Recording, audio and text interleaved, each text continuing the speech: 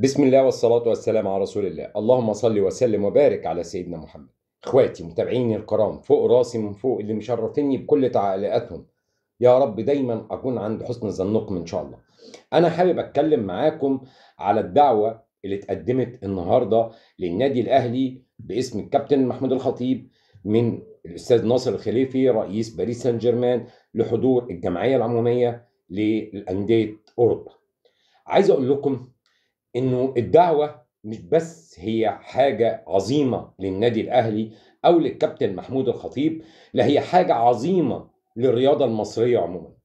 اي بني ادم مصري بيشجع ايا كان النادي اللي بيشجعه وايا كان النادي اللي بيتمنى له كل الخير، عايز اقول لك طالما انت مصري لازم تتشرف ولازم ترفع راسك وتحس انه قد ايه عندك شيء كويس، شيء بيرفع اسم مصر في كل مكان في العالم. لما يكون الكابتن محمود الخطيب بيقعد في الجمعيه العموميه اللي موجود فيها رئيس ريال مدريد، رئيس برشلونه، رئيس بايرن ميونخ، ليفربول، السيتي، رئيس باريس سان جيرمان، ويكون الناس عايزه تتناقش وتشوف الاهلي قادر ينجح ازاي، ده معناه ان الاهلي بيعمل حاجه تشرف، حاجه ترفع راس مصر. اي مصري بيبقى فرحان ان في مصري بيحضر مؤتمر او ندوه باسم البلد، اذا كان بقى ممثل، اذا كان رياضي، اذا كان اديب، اذا كان مهندس، اي مجال المصريين يكونوا متواجدين فيه والناس تحب تسمع لهم، دي حاجه تشرف مصر كلها. ما بالك بقى انها حاجه تخص كره القدم، فبالطبيعي هي حاجه تشرف الرياضه المصريه.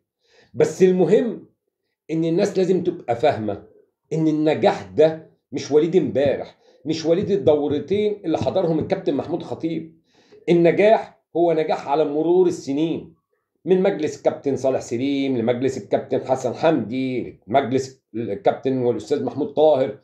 المهم ان الناس تبقى فاهمه ان اكتر ميزه في النادي الاهلي ان الاهلي بيكمل الخطوات متتاليه، ما بيفصلش، ما بيهدش ويبدا يبني من جديد. واللي هيجي بعد الكابتن محمود الخطيب ايا كان مين اللي هيجي، يرجع الكابتن محمود طاهر، يجي الكابتن حسام غالب، يجي الكابتن طاهر ابو زيد، ايا كان اللي هيجي هيكمل نفس المسيره بنفس الاحترام. ده درس لكل الناس اللي بتشتغل في ايا كان المجال اللي بتشتغل فيه، وده دليل ان الدولة المصرية بتوفر مجال تقدر الناس اللي عايزة تشتغل تشتغل، اللي عايز يشتغل ويثبت نفسه بيثبت نفسه بكل الظروف. مفيش حاجة بيقول ان الاهلي بيصحى الصبح يلاقي النجاح ده متوفر له، لا، نجاح الاهلي درس لكل الانديه، وبعيد عن الرياضه درس لاي هيئه اقتصاديه هادفه للربح او مش هادفه للربح. ان اللي عايز ينجح لازم يعرف ان في خطوات بتستمر ورا خطوات تفضل تقدمها عشان في الاخر تبروز النجاح والناس تبقى عايزه تقعد تتعلم. قد ايه لما الكابتن محمود الخطيب هيقعد، وانا عندي ثقه ان هيعمل مذكرات تعاون واتفاقيات تعاون ما بينه وما بين ميلان، ما بينه وما بين بنفيكا، ما بينه وما بين ريال. قد ايه ده بس مش هيرجع على النادي الاهلي، لا وهيرجع كمان على الانديه المصريه. قد ايه وجوده يشرف اي محلل، اي مقدم برامج، اي حد من الدوله المصريه يتشرف ان في دعوه جت باسم الجمعيه العموميه للنادي الاهلي. هو اللي بيمثل النادي الاهلي كابتن محمود الخطيب، لكن ده شرف كبير. كل واحد لازم يحس بقيمة اللي الكابتن محمود الخطيب بيقدمه واللي النادي الأهلي بيقدمه لرفع الرياضة المصرية، لرفع اسم مصر. ده شيء مهم.